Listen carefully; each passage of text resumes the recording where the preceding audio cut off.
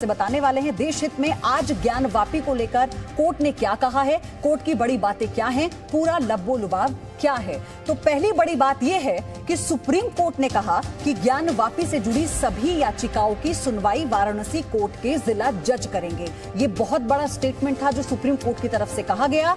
सर्वोच्च अदालत ने यह भी कहा है कि शिवलिंग के दावे स्थान की सुरक्षा की जाए, जहां पर यह दावा किया गया है कि शिवलिंग है, नमाज और वुजू के लिए उचित इंतजाम किए जाएं, ये कोर्ट ने कहा। साथ ही सुप्रीम कोर्ट ने स्पष्ट कर दिया कि मस्जिद में नमाज पर रोक नहीं लगेगी, नमाज जारी रहेगी। और सबसे बड़ी बात, 1991 वर्शिप एक्ट को लेकर सुप्रीम कोर्ट ने कहा कि किसी स्थान के धार्मिक स्वरूप का पता लगाना प्रतिबंधित नहीं है। सुप्रीम कोर्ट की पूरी रिपोर्ट जानने के लिए हम आपको आगे अपनी एक रिपोर्ट भी दिखाएंगे और यह भी बताएंगे कि उसके महत्वपूर्ण पहलू क्या हैं।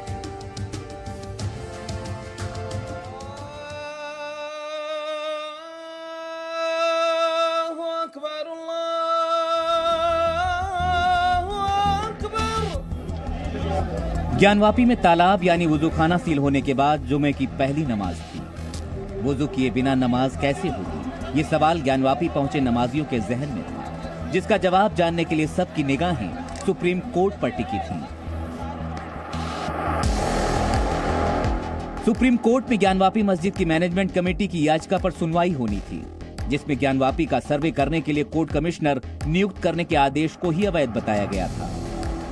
वाराणसी के सिविल जज सीनियर डिवीजन की कोर्ट ने सर्वे का आदेश 5 महिला श्रद्धालुओं की याचिका पर दिया था, जिनकी मांग थी कि ज्ञानवापी परिसर में श्रृंगार गौरी और दूसरे देवी देवताओं के स्थान की पहचान कराई जाए और उन मंदिरों की सुरक्षा सुनिश्चित की जाए।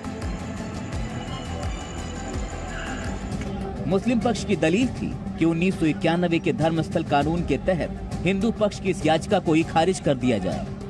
इस याचिका पर सुप्रीम कोर्ट ने जब सुनवाई शुरू की तब ज्ञानवापी के तालाब में शिवलिंग दिखने का दावा हो चुका था। उस दावे के आधार पर वाराणसी के सिविल जज सीनियर डिवीजन की अदालत ने ज्ञानवापी के तालाब को सील करने का आदेश भी जारी कर दिया था।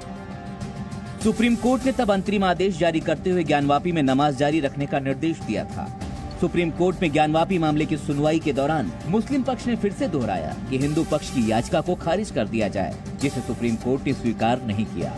सुप्रीम कोर्ट ने इस मामले में 3 महत्वपूर्ण निर्देश जारी किए, जिनमें पहला ये है कि ज्ञानवापी मामले में सिविल जज सीनियर डिवीजन की कोर्ट में जितनी भी याचिकाएं लंबित हैं, उनकी सुनवाई वाराणसी जिला जज की अदालत में होगी। सुप्रीम कोर्ट ने दूसरी व्यवस्था ये दी कि जब तक जिला जज की अदालत में सुनवाई पूरी नहीं होती, तब तक ज्ञानवापी में नमाज पढ़ने पर कोई रोक नहीं लगाई जाएगी। और तीसरा निर्देश सुप्रीम कोर्ट ने ये दिया कि ज्ञानवापी में नमाज पढ़ने वालों के लिए वुजू का इंतजाम किया जाए। सुप्रीम कोर्ट ने सबसे पहली बात ये कही है कि इस मैटर का जो ट्रायल है वो डिस्ट्रिक्ट जज वाराणसी करेंगे। ठीक है, सिविल जज सीनियर डिवीजन से अब इसका ट्रायल डिस्ट्रिक्ट जज वाराणसी करेंगे। दूसरी बात, जो सुप्रीम कोर्ट का इंटरिम ऑर्डर था 17 मई का, जो एरिया सील किया गया जहां पे शिवलिंग पाया गया, वो बरकरार रहेगा। वजू के लिए अरेंजमेंट किया जाएगा। चौथी बात, जो मुस्लिम पक्ष की एप्लीकेशन थी 7/11 की और प्लेसेस ऑफ वर्शिप एक्ट के आर्गुमेंट्स, वो भी डिस्ट्रिक्ट जज साहब देखेंगे। यही आज सुप्रीम कोर्ट का ऑर्डर है। उस SLP को पेंडिंग रख के इसको 2 हफ्ते बाद लगेगा। सुप्रीम कोर्ट ने यह भी साफ कर दिया कि हिंदू पक्षी याचिका सुनवाई के लायक है या नहीं, इसका फैसला भी वाराणसी के जिला जज ही करेंगे। आज जो भी माननीय सर्वोच्च न्यायालय में प्रोसीडिंग चली, वो प्रोसीडिंग काफी माने दोनों पक्ष को बैलेंस करने वाली प्रोसीडिंग रही है। कुल मिलाकर वाराणसी के जिला जज का फैसला आने तक ज्ञानवापी में सब कुछ आज की तरह ही चलता रहेगा। लोग नमाज पढ़ ली, वजू घर से करके आए हाँ, जो की अंदर में कैसे वजू, क्या व्यवस्था की गई? व्यवस्था कुछ नहीं था। वो क्या बोलते हैं, बड़ा सा ड्राम था, उसी में खाली पानी था, गर्म पानी था, उसी में हम लोग अलग से व्यवस्था की गई। आप भी गए थे भीतर, आपने भी वहीं वजू किया? हाँ। वाराणसी में सिविल जज सीनियर डिवीजन की कोर्ट में ज्ञानवापी मामले की सुनवाई 23 मई को होनी थी, जहां कोर्ट कमिश्नर की सर्वे रिपोर्ट दाखिल हो चुकी है, लेकिन अभी लिफाफा खुला नहीं है।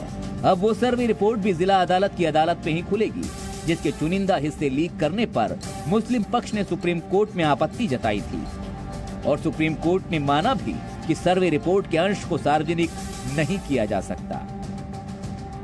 ब्यूरो रिपोर्ट, जी मीडिया। तो ज्ञानवापी पर सुप्रीम कोर्ट के आदेश के बाद नेताओं में पहली बड़ी प्रतिक्रिया असदुद्दीन ओवैसी की आई है। उन्होंने जी मीडिया से बातचीत में कहा है कि ज्ञानवापी मामले में सिविल कोर्ट ने पक्षपात किया है। सिविल कोर्ट पर पक्षपात का आरोप लगाया है ओवैसी ने। उन्होंने कहा कि बाबरी दोहराने नहीं देंगे। ये बयान इससे पहले भी वो कई बार दे चुके हैं, लेकिन सुप्रीम कोर्ट में सुनवाई के बाद उन्होंने पहली बार ये बयान दिया कि बाबरी दोहराने नहीं देंगे। ओवैसी ने उम्मीद जताई है इसी के साथ कि जिला जज इस मामले को अच्छे से सुनेंगे। उन्होंने कहा कि उन्हें सुप्रीम कोर्ट से न्याय की उम्मीद है। सुप्रीम कोर्ट ने वुजू की इजाजत दी है।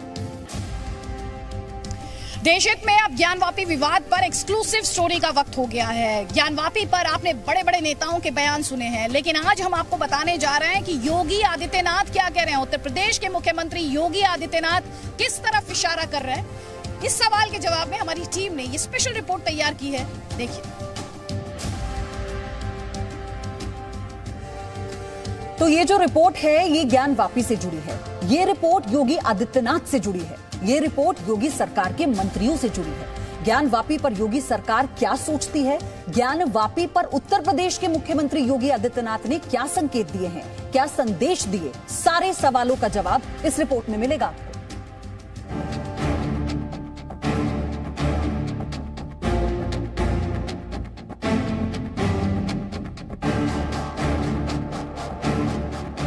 ज्ञानवापी पर सर्वे से लेकर सुप्रीम कोर्ट में सुनवाई तक आपने बड़े बड़े नेताओं के बयान सुने। हम तो ये उम्मीद कर रहे हैं कि चाहे सुप्रीम कोर्ट हो, लोअर कोर्ट हो, हाई कोर्ट हो, वो जो बाबरी मस्जिद के टाइटल सूट में सुप्रीम कोर्ट ने कह दिया कि 91 का एक्ट भारत के संविधान के बेसिक स्ट्रक्चर का हिस्सा है, हम पूरे कोर्ट्स को चाहेंगे कि उसको इम्प्लीमेंट करें। ये बिल्कुल झूठा प्रोपेगेंडा है। ये आरएसएस वालों की, वो जानबूझकर इस काम को, इन हालात को, मुल्क को बिगाड़ने की कोशिश कर रहे हैं। मेरी गुजारिश है कि देश को बचाने के लिए हमें आगे आना होगा। आपने हिंदू पक्ष को सुना। जो सुप्रीम कोर्ट का इंटरिम ऑर्डर था 17 मई का, जो एरिया सील किया गया जहाँ पे शिवलिंग पाया गया वो बरकरार रहेगा। वजू के लिए अरेंजमेंट किया जाएगा। चौथी बात, जो मुस्लिम पक्ष की एप्लीकेशन थी 7/11 की और प्लेसेस ऑफ वर्शिप एक्ट के आर्गुमेंट्स, वो भी डिस्ट्रिक्ट जज साहब देखेंगे। यही आज सुप्रीम कोर्ट का ऑर्डर है। उस एसएलपी को पेंडिंग रख के इसको 2 हफ्ते बाद देगा। आपने मुस्लिम पक्ष की बात सुनी।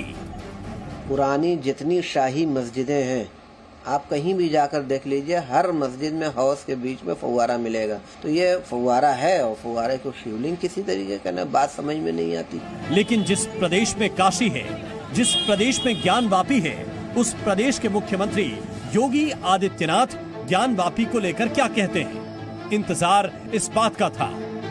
आपको योगी आदित्यनाथ का बयान भी सुनाएंगे और उस बयान का मतलब भी समझाएंगे, लेकिन उससे पहले योगी सरकार में कैबिनेट मंत्री रविंद्र जायसवाल का बयान सुनिए।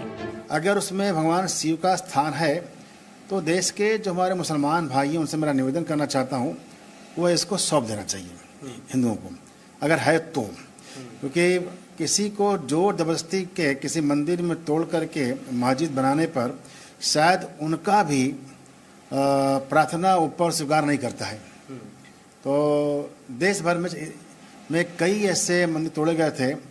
उस मंदिर तोड़े जाने के कारण से एक वर्ग विशेष को आघात तो लगाइए, हिंदू समाज को। हिंदू मुसलमान हमारे भाई भाई हैं। गंगा जमुनी का तहजीब है, यह केवल जुबान पर नहीं बल्कि हमारे व्यवहार में झलके, ऐसा करना चाहिए। यूपी के कैबिनेट मंत्री और योगी आदित्यनाथ के भरोसेमंद रविंद्र जायसवाल के मुताबिक ज्ञानवापी हिंदू पक्ष को सौंप देना चाहिए। वहीं उत्तर प्रदेश के उप मुख्यमंत्री ब्रजेश पाठक ने कहा कि ज्ञानवापी में मंदिर था और उस पर मुस्लिम आक्रांताओं ने कब्जा करके मस्जिद बनाई थी। ये तो सही बात है कि जो मुस्लिम आक्रांताओं ने इसको कब्जा करके बनाया था जब उनका शासनकाल था, लेकिन चूंकि अब उत्तर प्रदेश में कानून का राज है और देश संविधान और न्यायपालिका से चलता है और जो भी न्यायपालिका का निर्णय होगा हम सब उसका अनुपालन करेंगे। अब सवाल है कि उत्तर प्रदेश के मुख्यमंत्री योगी आदित्यनाथ क्या कहते हैं। हम अभिनंदन करेंगे उन सभी पक्षों का जिन्होंने अयोध्या में राम मंदिर के मुद्दे को सांप्रदायिक सौहार्द के रूप में, राष्ट्रीय एकात्मता के रूप में लिया और सभी पक्षों ने न्यायालय के फैसले का सम्मान किया क्योंकि वह सच था। गुरुवार को लखनऊ में एक कार्यक्रम के दौरान योगी आदित्यनाथ ने ये बयान दिया।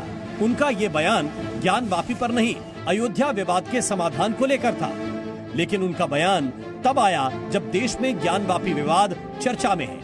अब इसे संयोग समझें या संदेश कि ज्ञानवापी परिसर में सर्वे से ठीक एक दिन पहले योगी आदित्यनाथ वाराणसी जाकर काशी विश्वनाथ की पूजा कर रहे थे और जिस दिन सर्वे की रिपोर्ट वाराणसी जिला कोर्ट में दाखिल हुई उस दिन योगी आदित्यनाथ का ये बयान आता है।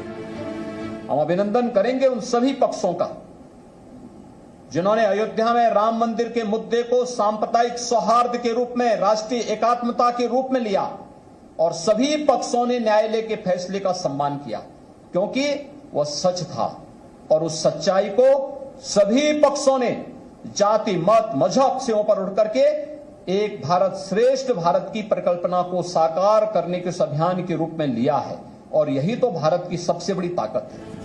योगी का बयान भले राम मंदिर पर था, लेकिन समझने वाले योगी का संदेश भी समझ गए होंगे और संकेत भी। ब्यूरो रिपोर्ट, जी मीडिया। तो ज्ञानवापी का मुख्तार कनेक्शन भी सामने आया है जो आपको समझना चाहिए। हम मुख्तार अंसारी की बात कर रहे हैं। चलते हैं, आपने बताया, देखा आपने अभी कैसे मेरी सहयोगी ने आपको बताया कि इस कनेक्शन को लेकर अब कई और दावे, कई ऐसे महत्वपूर्ण पहलू हैं जो सामने आने चाहिए। यानी ज्ञानवापी विवाद में अब माफिया मुख्तार अंसारी की भी एंट्री हो चुकी है।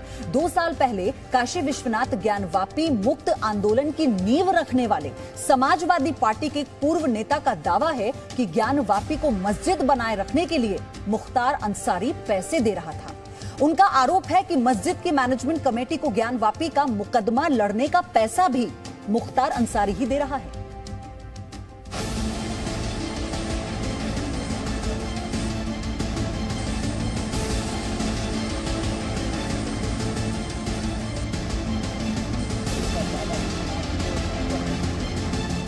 काशी के ज्ञानवापी परिसर में जो हुंकार हिंदू पक्ष के लोगों ने 16 मई को भरी, वो अब पूरे देश में गूंज रही है।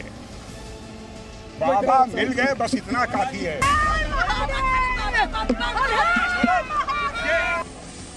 हिंदू पक्ष ज्ञानवापी मस्जिद के तालाब में मिली शिला को आदि विश्वेश्वर ज्योतिर्लिंग बता रहा है, जबकि मुस्लिम पक्ष का दावा है कि ये वुजू खाने का फव्वारा है जो कई साल से बंद है। 8 साल से असल में ऊपर की जो पाइप थी वो सड़ गई है, वो आज भी वहाँ मस्जिद में रखी हुई है। ये हर मस्जिद में हौस के बीच में फव्वारा मिलेगा। जमाना पहले 25-30 साल पहले वो चला करता था। ज्ञानवापी मस्जिद की देखरेख का जिम्मा अंजुमन इंतजामिया कमेटी के पास है। ज्ञानवापी का मुकदमा भी मस्जिद की तरफ से यही कमेटी लड़ रही है। अगर वुजू खाने में फव्वारा था तो उसकी मरम्मत क्यों नहीं कराई गई, इसका जवाब इंतजामिया कमेटी ने अब तक नहीं दिया है। इसके लिए पैसों की कमी की बात भी हिंदू पक्ष के गले नहीं उतर रही। ज्ञानवापी मुक्ति आंदोलन के अध्यक्ष सुधीर सिंह ने इस बारे में एक सनसनीखेज दावा भी किया है। कभी समाजवादी पार्टी के नेता रहे सुधीर सिंह का दावा है कि ज्ञानवापी मस्जिद कमेटी के लोगों को बाहुबली मुख्तार अंसारी ने उनके सामने ही 10 लाख रुपए दिए थे। हम लोग जब गए तो मुख्तार अंसारी स्पेशल वार्ड के कमरे में थे। वहाँ ज्ञानवापी मस्जिद के सदर मौलाना मुफ्ती साहब जो है वो मुख्तार अंसारी को तमाम मस्जिद के अंदर आने वाली दुश्वारियां बता रहे थे। तो मुख्तार अंसारी ने अपने पीए जो शाहिद था उससे कहा कि मेरे गाड़ी में पैसे पड़े हैं, उसमें से 10 लाख रुपए निकाल करके मौलाना वातिन साहब को दो। मुख्तार अंसारी फिलहाल यूपी की बांदा जेल में बंद है। बीते 2.5 दशक से वो जेल से ही अपना गैंग भी चला रहा है और जेल से ही मऊ से लेकर गाजीपुर और वाराणसी तक पैसे बांटकर उसने रॉबिनहुड जैसी इमेज भी बना रखी है। यूपी में योगी आदित्यनाथ के सीएम बनने के बाद मुख्तार अंसारी और उसके गैंग से जुड़े लोगों की संपत्तियों पर बुलडोजर भी चले, लेकिन माना जाता है कि उसका नेटवर्क अब भी खत्म नहीं हुआ है।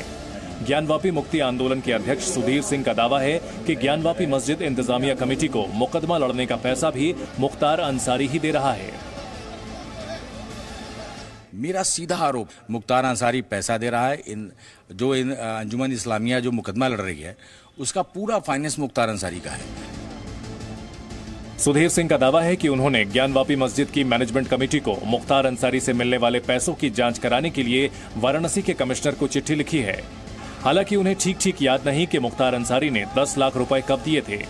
मस्जिद इंतजामिया कमेटी के सचिव अब्दुल बातिल नोमानी का नाम वो खुलकर बता रहे हैं, जिन्होंने इन आरोपों पर अब तक कोई सफाई नहीं दी है। वाराणसी में अंकुर त्यागी के साथ ब्यूरो रिपोर्ट, जी मीडिया।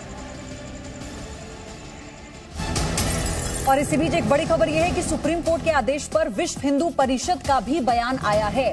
वीएचपी नेता आलोक कुमार ने कहा कि हम साबित करेंगे कि ये मूल शिवलिंग है। साथ ही ये भी कहा कि कोर्ट ने माना है कि 1991 का वर्शिप एक्ट इस पर लागू नहीं होता। ये मुकदमा मथुरा के लिए मार्ग खोलने वाला हो सकता है। ये बड़ा बयान।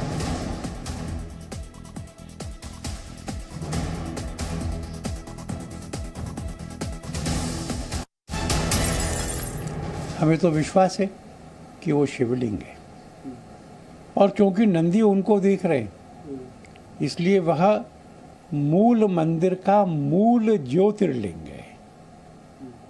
12 ज्योतिर्लिंगों में से एक जो मुगलों के आक्रमण के समय मंदिर ध्वस्त करने के बाद में वजू खाने के नीचे लोप हो गया था, वही है।